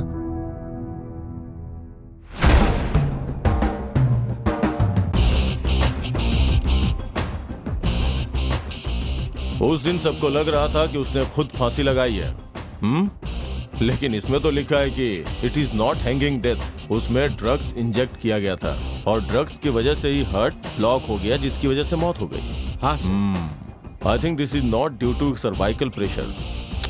इस रिपोर्ट से पता चलता है कि डॉक्टर कितना चालाक है, तो फिर मर्डर करने वाला बहुत ही चालाक होगा। अच्छा, उस दिन स्पॉट पे इंस्पेक्शन करते वक्त कुछ एविडेंस मिले थे ना जो तुम्हें दिए थे? यस। कहाँ है वो? ये लीजिए। गुड। Bhavani travel agency. वैसे प्रदीप और उदय नाम का कोई आदमी हमारे यहाँ काम नहीं करता सर। बट इस आईडी कार्ड में जो एड्रेस और फोन नंबर है वो यहीं का है ना? हाँ यस सर। Quite interesting. चलिए। हाँ सर, मेरा स्टाफ यहीं है, आइए मिलाता हूँ। हाँ अच्छा, तो नागेश जी ये आपके स्टाफ हैं क्या? ये ऑफिस स्टाफ है सर। इनके अलावा 6 ड्राइवर भी हैं। वो टूरिस्ट को अटेंड कर रहे हैं। आते ही उन्हें थाने भेज दूंगा। अरे आप तकलीफ मत कीजिए, अब तो मेरा आना जाना लगा ही रहेगा। वो आए तो मुझे बुला लीजिएगा। पक्का पक्का सर। थैंक यू, चलता हूँ। एनी टाइम आइए sir. Mister Nagesh. Yes sir. देखिए, जब तक मैं इस केस की इन्वेस्टिगेशन कर रहा हूँ, इन्वेस्टिगेशन पूरा होने के पहले आपका कोई भी स्टाफ या आपका ड्राइवर बिना मेरी परमिशन लिए कहीं दूर नहीं जा सकता है। Okay sir. ओके सर, मैं कह दूंगा सर। अच्छा नागेश जी, ये दोनों कौन है? ये दोनों भी स्टाफ है सर। ये रिसेप्शनिस्ट सुचित्रा है और ये दीपू है ड्राइवर। ओह नमस्ते सर। ये क्या है? आज हमारी एंगेजमेंट है सर, इसलिए इन्हें इनवाइट करने के लिए आए थे। मिठाई लीजिए। Thank you. लगता है इनविटेशन के पहले ही मैं बिन बुलाए मेहमान की तरह आ गया। बाय द वे, सदा खुश रहो। भगवान आप लोगों की जोड़ी बनाए रखे। Thank you sir. सर शाम को मेरी सगाई, आप जरूर आइए। सिर्फ आज ही नहीं, अब तो मेरा आना जाना लगा रहेगा। Okay, take care. See you mister Nagesh. Okay sir. Sir एक सवाल पूछना चाहता हूँ मैं। हाँ। जहाँ पर मर्डर हुआ है और हमें जो आईडी कार्ड मिला वो इस ट्रैवल एजेंसी का, ये तो कंफर्म हो गया है ना सर? तो अपने स्टाइल से जांच पड़ताल शुरू कीजिए सर। आप ऐसा क्यों नहीं कर रहे हैं, मेरी तो समझ में नहीं आ रहा है। अगर तुम्हें समझ में आ जाता तो हाँ सर, मेरी जगह पे तुम होते ना, और तेरी जगह पे मैं होता। देख, खूनी ने पहले खून किया, उसके बाद इसे आत्महत्या का रूप देने के लिए लाश को फांसी से लटका दिया। और सबसे खास बात, उसने बिना सोचे समझे ये मर्डर नहीं किया। उसने बहुत होशियारी से नस में एयर इंजेक्ट करके बहुत ही चालाकी से मर्डर किया है। मेरी नजर में वो खूनी बहुत ही चालाक है, इसलिए उसने हमें डाइवर्ट करने के लिए उसका वो आईडी कार्ड उसने उस जगह पे फेंका ताकि वो हमें मिल जाए। इस तरह के केस अक्सर कॉम्प्लिकेटेड होते हैं, लेकिन कोई बात नहीं। लगता है उसे उल्टे रास्ते पे चलने में मजा आता है। मैं भी उल्टे रास्ते पे चल के उसकी गर्दन दबोच लूंगा।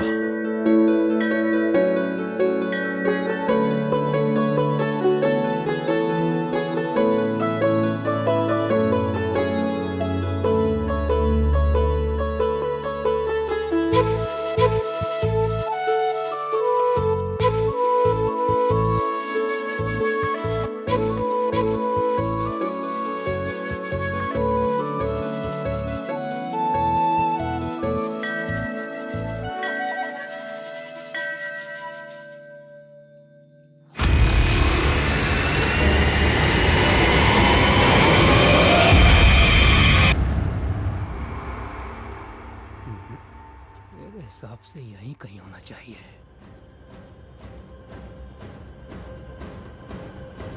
यहाँ से इस जगह पर आते हैं तो इस जगह पर ही होगा।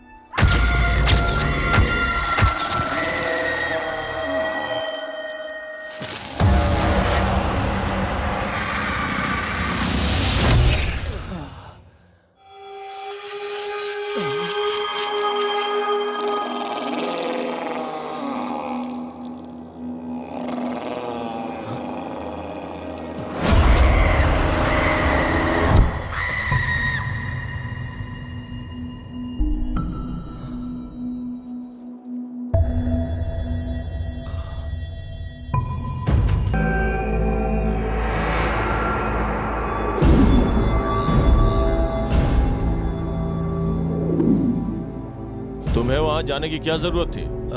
क्योंकि वो हमारे बार का रेगुलर कस्टमर था सर, और उस दिन फर्स्ट टाइम नहीं, उससे पहले भी कई बार ड्रिंक्स मंगवाया था सर उन्होंने, और सुबह जाकर मैं उनसे पैसे कलेक्ट करता था।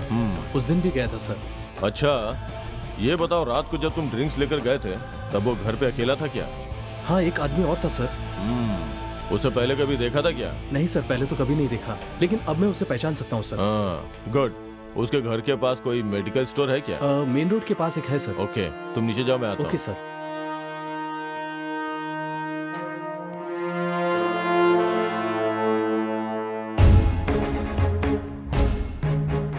इतनी चालाकी से खून किया है, मतलब इसके पीछे जरूर कोई मकसद है। Medical store.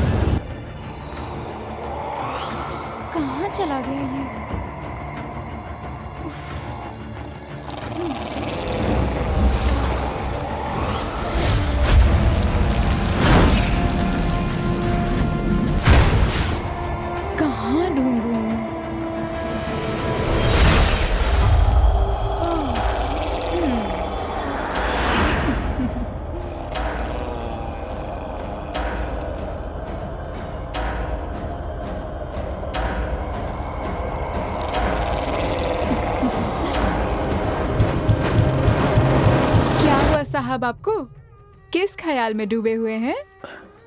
नहीं, कुछ नहीं।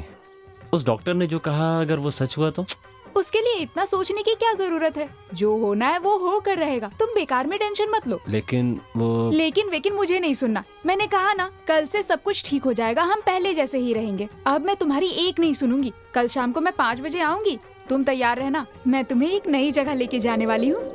ठीक है।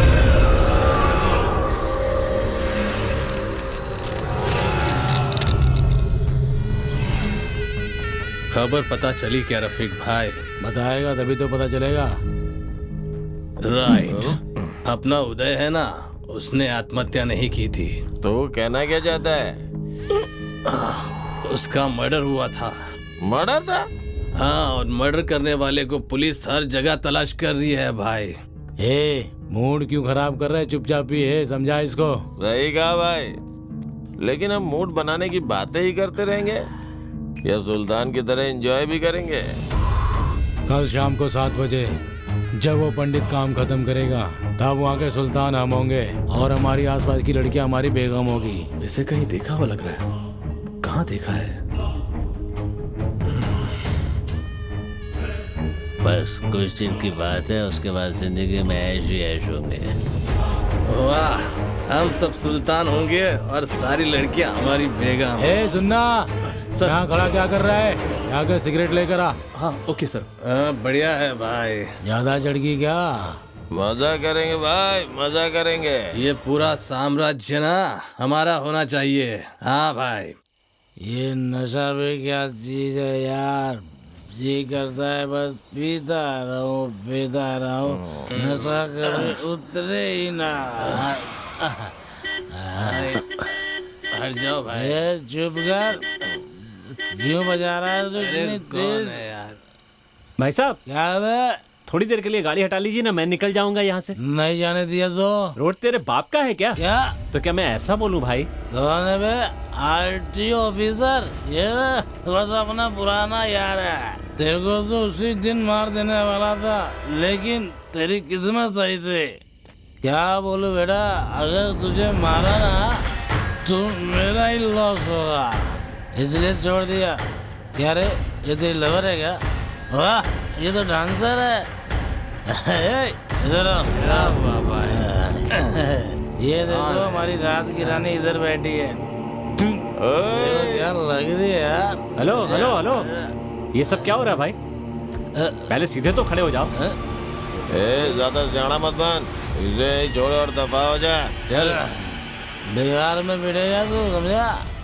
कस्टमर को ऐसे समय में छोड़कर चले जाना ठीक नहीं होता भाई, वो भी एक लेडी कस्टमर को ऐसी सुनसान जगह पे। आप ये ठीक नहीं कर रहे हैं भाई। ओ कबूतर, इतनी झाड़पट्टी क्यों दिखा रहा है? ये तेरी लवर है क्या?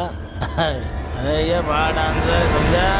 जब वो बार में डांस करती है तो बार डांसर होती है, लेकिन अभी मेरी कस्टमर है। हम इतने शरीफ नहीं है जो तेरी बात सुन के चुपचाप चले जाएंगे।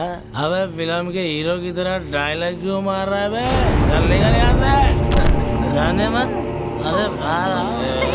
मेरे पास पता ना। नहीं पता मेरे पास।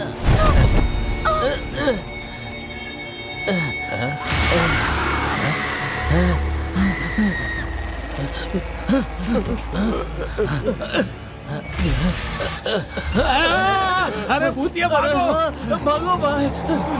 अरे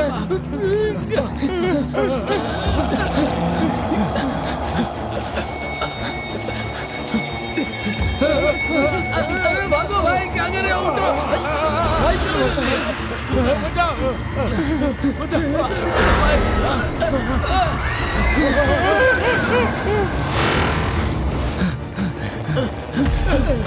दरवाजा खोलो, दरवाजा खोलो। बंद करो। क्या हुआ? क्या हुआ?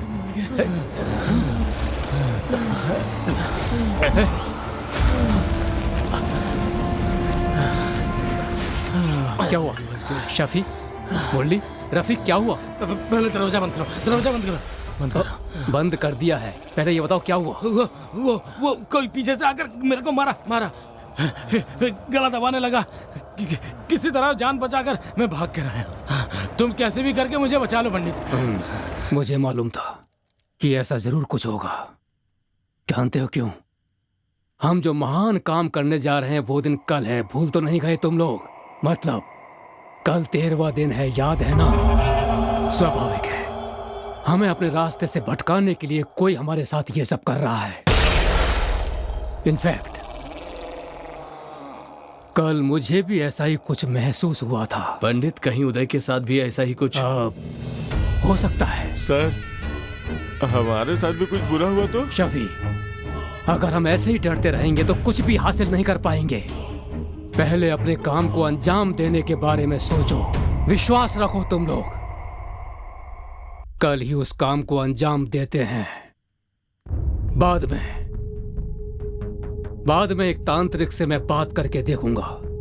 अगर कोई हमारे पीछे जादू टोना करवा रहा है तो हम पर उसका प्रभाव ना पड़े, ऐसा कोई एक रास्ता मैं जरूर निकाल लूंगा। हाँ, ऐसा ही कुछ कीजिए सर। हाँ, जल्दी करो पंडित। हाँ, तुम लोग धीरज रखो।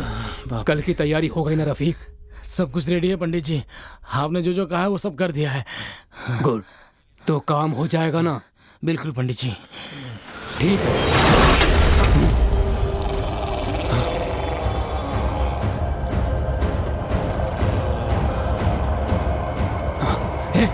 डरो मत, कूल रहो, कूल।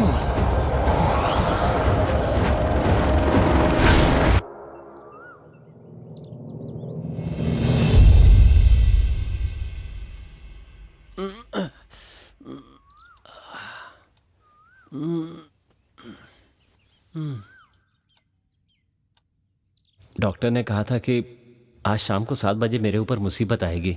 मतलब सिर्फ 13 घंटे बचे हैं। ये कुल 13 मिनट का समय होता है। अगर तुम्हारे ऊपर कोई संकट मंडरा रहा है तो वो तुम्हें उसे बचाने की कोशिश करेगी, लेकिन आपको आगे 7 दिनों तक इसका बहुत ख्याल रखना पड़ेगा। अगर उससे बात करने का प्रयास करेंगे तो वो भी तुम्हारे साथ बात करने का प्रयास करेगी।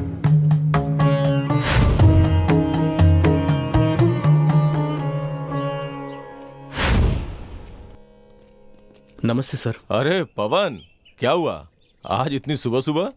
सर, उस दिन रात को उदय के साथ जो आदमी था ना, वो कल रात हमारे बार में आया था सर। आपको मैंने उस वक्त फोन भी किया था पर आपका फोन नहीं लग रहा था सर। अच्छा, हो सकता है नेटवर्क की प्रॉब्लम रही हो। सर ये देखिए, मैंने उसकी फोटो ली है। गुड। वो कुछ बड़ी चीज की प्लानिंग कर रहे थे सर। इसके साथ और 2 लोग थे। आज रात को किले में कुछ काम खत्म करने की बात कर रहे थे सर। मतलब यहीं आस पास में रहते हैं वो? हाँ सर। दोबारा तुम्हें फिर बुलाऊंगा, आ जाना। जरूर सर। ठीक है, thank you.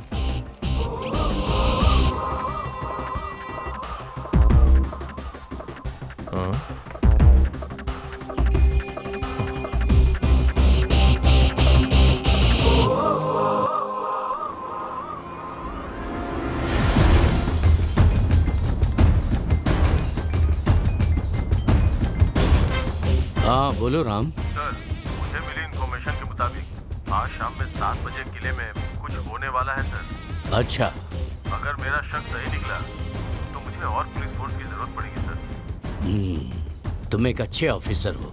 I will consider your request. मैं कमिश्नर से बात करूंगा।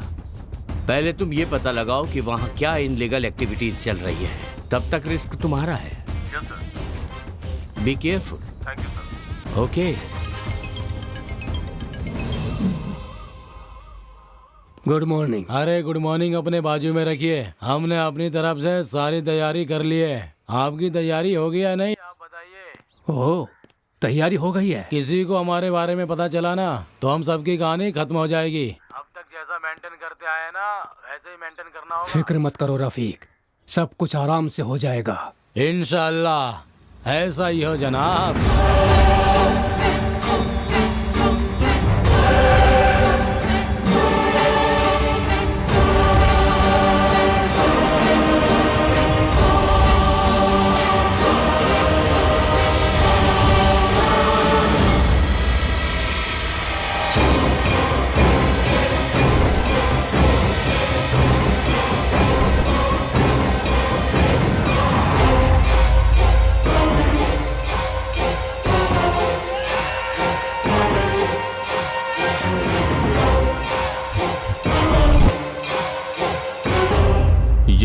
किला है। इस पुराने किले के सिर्फ 2 ही एंट्रेंस हैं। अगर हम उसे ब्लॉक करके कवर करेंगे तो वो जरूर फंसेंगे।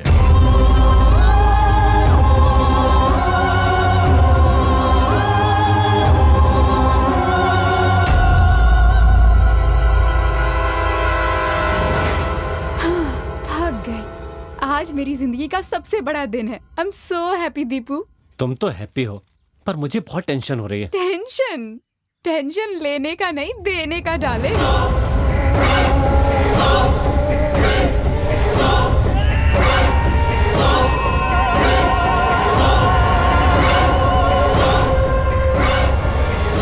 सब ठीक हो जाएगा। चलो चलते हैं।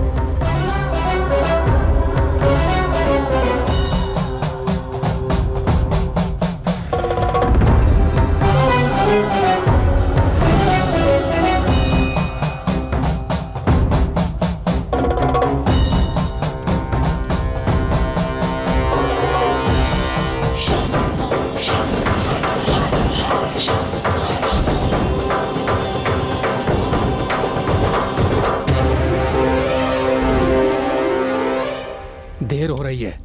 वो आने वाले हैं ना? हाँ, वो पक्का आएंगे सर। ऐसा मौका फिर से नहीं मिलने वाला।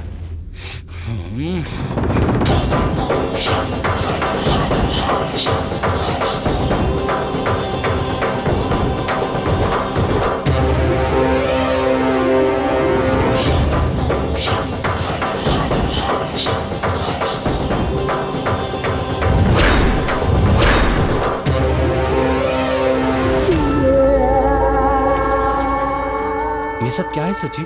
मुझे यहाँ पर क्यों लेकर आई हो? सब पता चल जाएगा।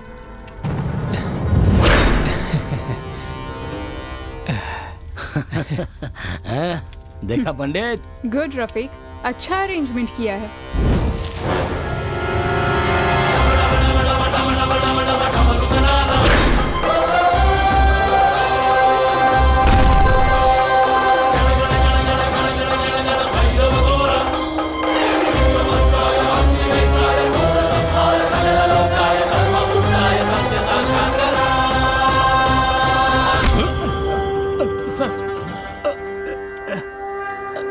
क्या हो रहा है यहाँ पे? सर, मेरे दोस्त के शरीर से भूत भगा रहे हैं सर।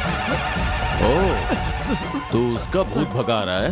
मैं तेरा भूत भगाऊंगा। मैंने क्या किया सर? क्या किया है? ये भूत क्या नहीं किया है, सब पता चलेगा।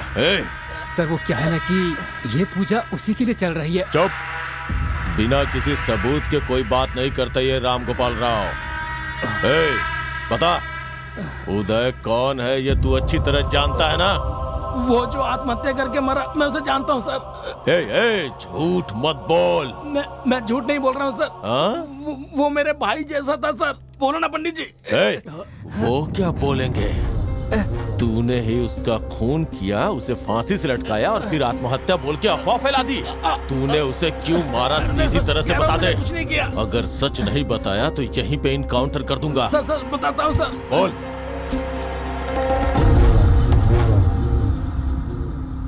नमस्ते भाई। भाई, पैसे? सुबह आके ले जाना। ठीक है भाई।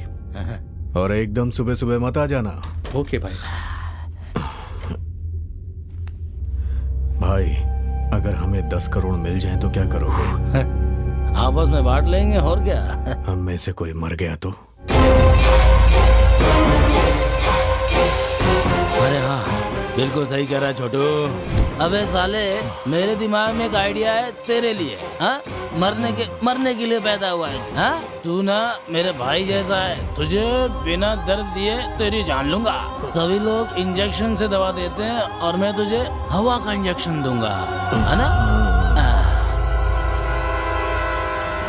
बस हो गया मेरे भाई, हो गया। चैन से मरेगा, चैन से। तेरा आइडिया तेरे काम में ही गया, मर गया।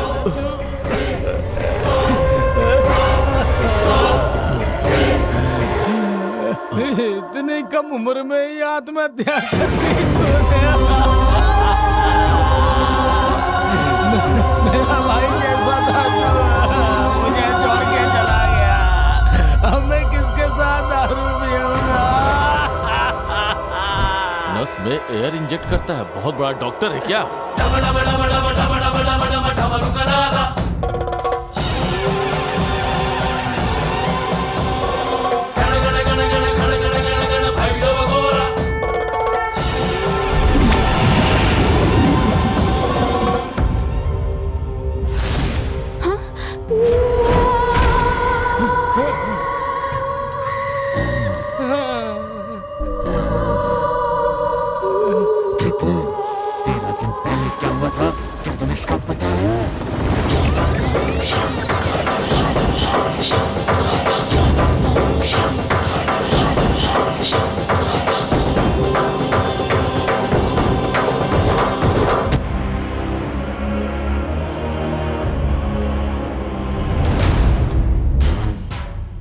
यस, तुम्हारा अंदाजा सही है, लेकिन तुम लोग जितना सोच रहे हो उससे भी 10 गुना ज्यादा खजाना उस किले में गड़ा हुआ है। 16वीं शताब्दी में निजामों ने बड़ी चालाकी के साथ अपना सारा खजाना बहुत ही सुरक्षा से इस किले के नीचे गाड़ दिया था। वो खजाना किले में कहां है उसका पता मैं जरूर लगाऊंगा, लेकिन उस खजाने को वहां से बाहर निकालना इतना आसान नहीं है। उसे वहां से बाहर निकालने के लिए कहते हैं 13 साल में एक बार पुष्प नक्षत्र में एक बड़ी पूजा करवानी होती है। 13 साल के बाद? हाँ, लेकिन उन 13 सालों को पूरा होने में अब सिर्फ 13 दिन ही बचे हैं। सिर्फ 13 दिन।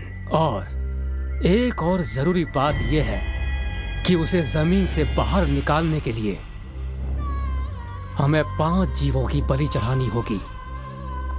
5। ये तुम लोगों से हो पाएगा? अरे पंडित, थोड़े से पैसे के लिए अपने माँ बाप को भी बेचकर खाने वाले लोग हैं हम। अगर बोरी भर के सोना मिलेगा तो हम कुछ भी करने के लिए तैयार हैं। आगे का डिटेल बताओ तुम। अरे ये काम इतना आसान नहीं है रफीक, इसमें हमारी जान भी जा सकती है। पैसे से दुनिया चलती है पंडित, काम कोई भी हो चलेगा। तो ठीक है, आज से ठीक 13 दिनों के बाद ठीक 7 बजे हम लोगों को पूजा शुरू करवानी होगी और हमें बलि चढ़ानी होगी। पानी में रहने वाले जीव की बलि, भूमि पर रहने वाले एक जीव की बलि और आकाश में उड़ने वाले एक जीव की भी बलि। इन सभी जीवों की बलि हमें देनी होगी। Last but not in the list, पुष्प नक्षत्र में जन्म हुआ। हमारे पूजा के समय तक एक ऐसा नर जो हमेशा से ब्रह्मचर्य का पालन करता हो, ऐसे मनुष्य की बलि चढ़ानी होगी। पंडित, तुमने जो कहा वो हम सारी चीजें ला सकते हैं, लेकिन पुष्य नक्षत्र में जन्मे हुए ऐसे आदमी को हम कहां से लाएंगे बताओ। हाँ, ये तुम लोगों को सोचना है। इन सबसे भी जरूरी है पुष्प नक्षत्र में जन्मा हुआ आदमी। अब बोलो, क्या तुम लोग ये काम कर सकते हो? हाँ, हो जाएगा। उस ब्रह्मचारी लड़के को मैं लेकर आऊंगी, बाकी का इंतजाम तुम लोग कर लेना। तुम लाओगी? किसे लाओगी? और कैसे लेकर आओगी तुम? वो लड़का है ना दीपू, जो कि मेरे प्यार में पागल हुआ पड़ा है, उसे लेकर आऊंगी। इसकी जिम्मेदारी मैं लेती हूँ।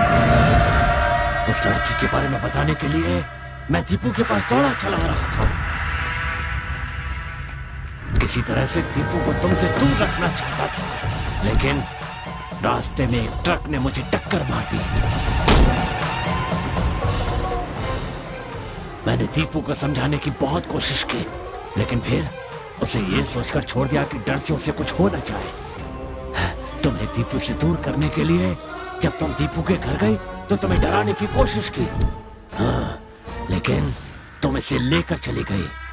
हाँ, तुम दोनों को दूर करने की मैंने बहुत कोशिश की, पर मेरी सारी कोशिशें नाकामयाब हो गई।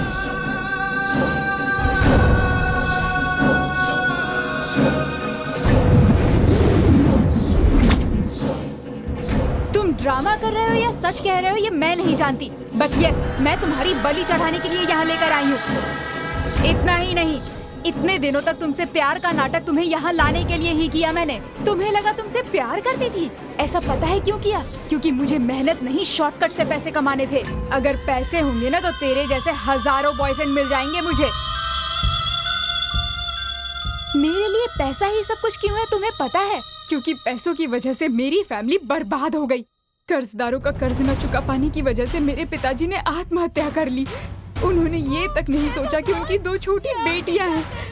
अब कैसे रहेंगे हम लोग? क्या किया ये आपने? उसी दिन मैंने डिसाइड कर लिया कि कुछ भी करूंगी, पर लाइफ में बहुत सारा पैसा कमा कर रहूंगी। और तभी मुझे इस किले के खजाने के बारे में पता चला। जल्द से जल्द अमीर बनने का मुझे यही एक रास्ता नजर आया, लेकिन इतने बड़े किले में खजाना कहाँ है ये मुझे नहीं पता था। इस बात का पता करने के लिए मैं इस पंडित और आर्कियोलॉजिस्ट से मिली। बाकी कामों के लिए मैंने रफीक, शफी और मुरली से कांटेक्ट किया। हम हर रोज इस किले में आते थे, पर फिर भी हमें पता नहीं चला कि खजाना कहाँ है। उस दिन जब हम मार्केट में कुछ जरूरी बात कर रहे थे, तब तुम बीच में आ गए और तुम्हारी मारपीट और गुस्सा देखकर मैं बहुत डर गई थी। मुझे कुछ ना हो इसलिए तुम्हारा आयुर्वेदिक ट्रीटमेंट करवाया। इतना ही नहीं, मुझे तुम पसंद नहीं थे, फिर भी मैंने तुम्हारे साथ एंगेजमेंट की। खजाना मिलने के बाद उसके ज्यादा हिस्से ना करने पड़े, ये सोचकर मैंने टीम के एक आदमी को मारने का प्लान बनाया और उसके लिए रफीक को सुपारी दी। खून तुमने किया है इस बात का शक पुलिस को तुम पर हो। मैंने इसका भी प्लान बनाया, पर हो नहीं पाया। अरे पंडित जी, आप अपनी पूजा शुरू करिए ना।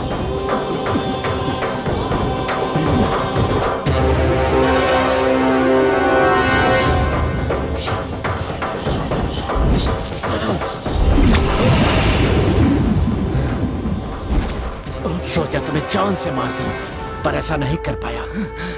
ये पूजा न कर पाया, इसलिए मैंने इसे भी डराने की बहुत कोशिश की, पर इसने भी नहीं माना। मेरा कोई काम पूरा नहीं हुआ।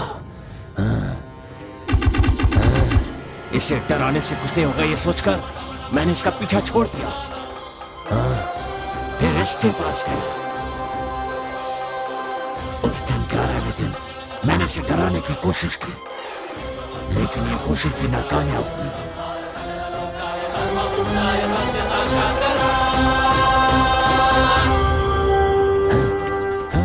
फिर आखिरी में मैं इन लोगों के पास गया।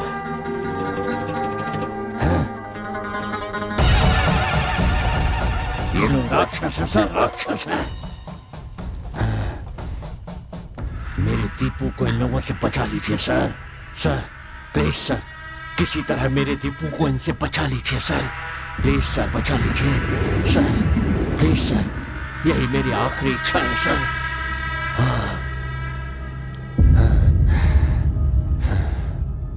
एक ऐतिहासिक स्मारक में खजाना है, ऐसी गलत बात फैलाकर इस काम को अंजाम देने के लिए और ये साजिश रचने के लिए, यानी एक इंसान का खून करने की कोशिश करने के जुर्म में नारायण पंडित और उनके चारों साथियों को ये अदालत आईपीसी सेक्शन 320 बी के तहत उम्र कैद की सजा सुनाती है।